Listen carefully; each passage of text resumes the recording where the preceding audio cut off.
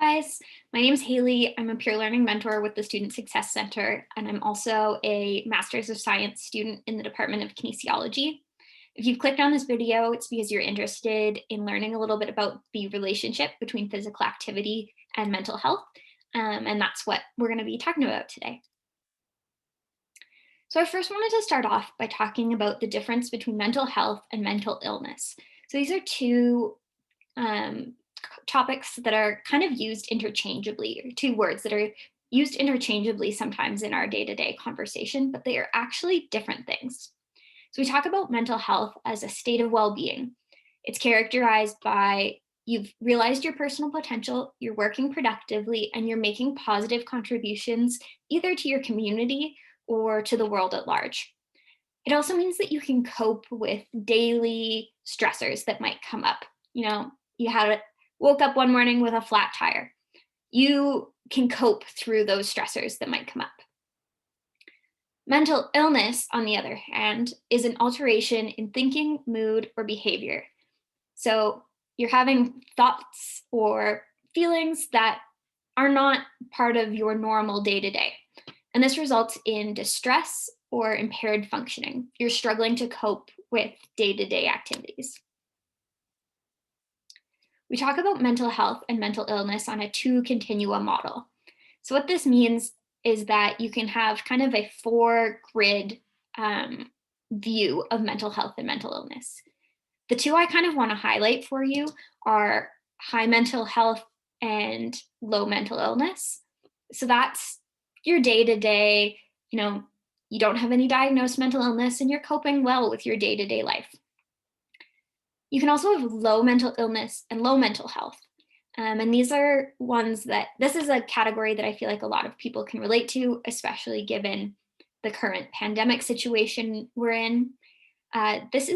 People in this group have low mental health, so they're not coping well with day to day, but they also have low mental illness, meaning they don't have a diagnosed mental condition, whether that be depression, anxiety, whatever their diagnosis may be.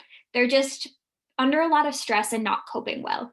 And I feel like a lot of people really fit into this category currently. On the other side, you have the high mental illness with high and low mental health. High mental health would be people who are diagnosed with a mental illness, but are coping well through whatever coping strategies they may be using. And then high mental illness, low mental health is when those diagnosed mental illness is not being coped with well in the day-to-day. They're really struggling to kind of get through what we would consider a normal day. I also wanted to touch on a couple of facts about mental illness in Canada because I feel like it's important to kind of set the stage for the rest of what we're going to talk about today. We know that 1 in 5 people in Canada will experience mental health problems at some point in their life. And that by age 40, half the population will have or have had a mental illness, a diagnosed mental illness. We know that people aged 15 to 24, so that high school to university aged population, are more likely to experience mental illness than any other age group.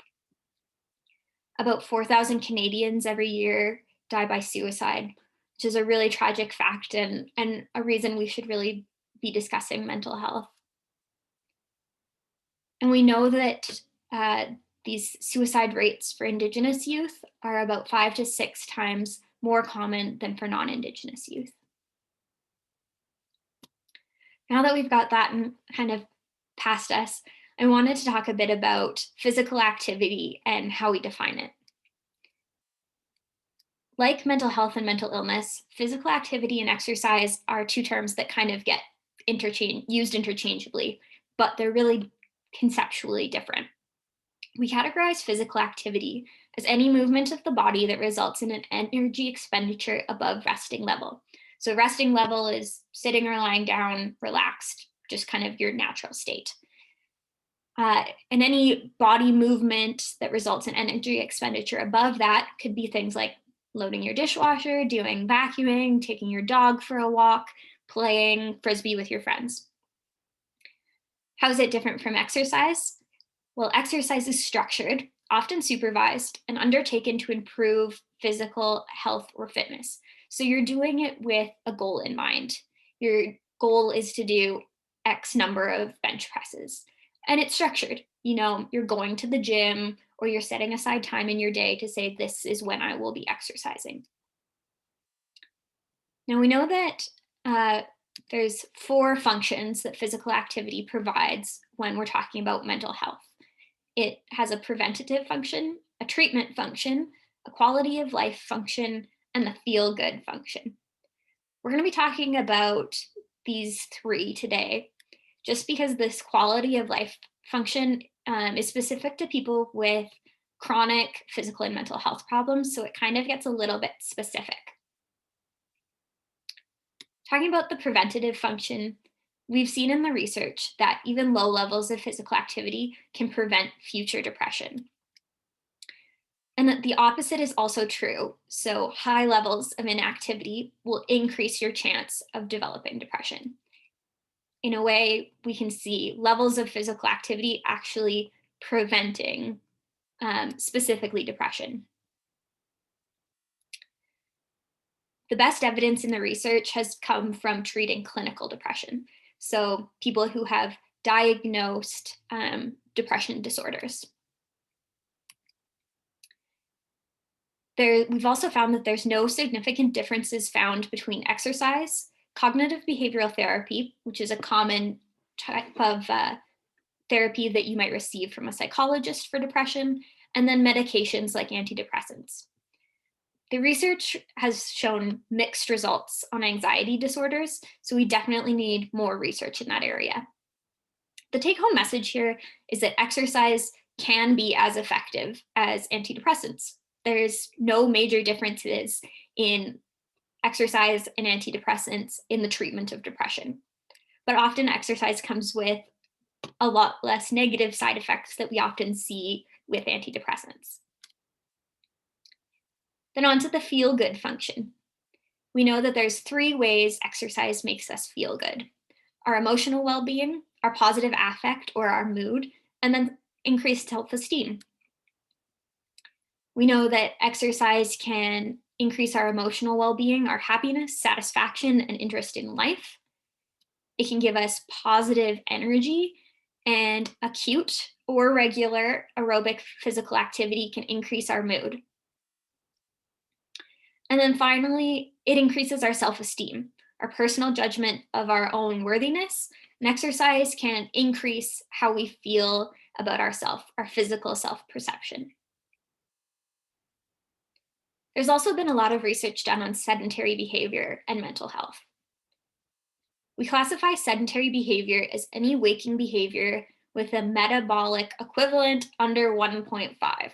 So that's a really fancy way of saying you're not expending a lot of energy. And this happens in a sitting or reclining position. We say any waking behavior, so this doesn't include sleep or naps, but it would include sitting on your phone on the couch, reading a book, working on your computer, watching a Zoom video, any of those.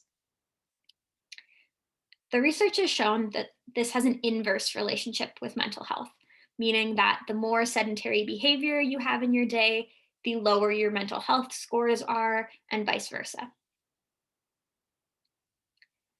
There's also some good research on how our body responds to exercise, both before and after. We know that exercise, non-exhaustive, so not your most flat out exhausting workout, seems to increase positive moods. We also know that moderate amounts of exercise can actually increase our energy levels. So it increases positive states like energy and decreases negative states like fatigue and tension, or those negative states remain unchanged. We know that physical activity also has an effect on our sleep, especially as university students. Sleep is super important for us for just getting through the day. There's been some research done specifically with university students during exam time, and they looked at physical activity, sleep, their well-being, their mood, and their perceived level of stress, how much stress they were feeling. The key findings from this study showed that physical activity buffered the negative effects of stress. So those students who were physically active perceived lower levels of stress. There was also significant results to sleep quality, well-being, and mood. So people who were more physically active, even into the final exam period, had better sleep, a more overall sense of well-being, and a more positive mood. I wanted to take a moment to highlight some mental health resources that we have access to as University of Lethbridge students. The Therapy Assistant Online, or TAO, is a free resource that we have access to as university students, and can kind of help with some of the self-paced therapy. It's a really great place to get started if you've never been to a psychologist before and just want to get some information. Also, we have the Counseling Center on campus, which is free to students. It's a wonderful, wonderful resource. They offer personal, group, career, and workshops. So if one-on-one counseling seems a bit much to start with, you can also check out their group counseling or workshops. They're both awesome. The Health Center also has some great mental health resources that you can check out. The Student Success Center and Accommodated Learning are both great resources. Obviously, if you are watching this video, you've heard about the Student Success Center. There's also on campus a smudge room and an elder in residence once a week. And these are available to all students, not just specifically Indigenous students. And then the Alberta government has also put together the Text for Hope program. So there's a number there. You would text COVID-19 HOPE, and they can pass along mental health resources every morning.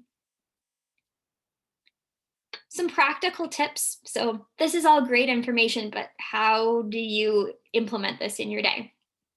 Well, the first key thing is to schedule a day and time and make it a habit. So we want to pick a day, multiple days a week, and a time that we're going to stick to.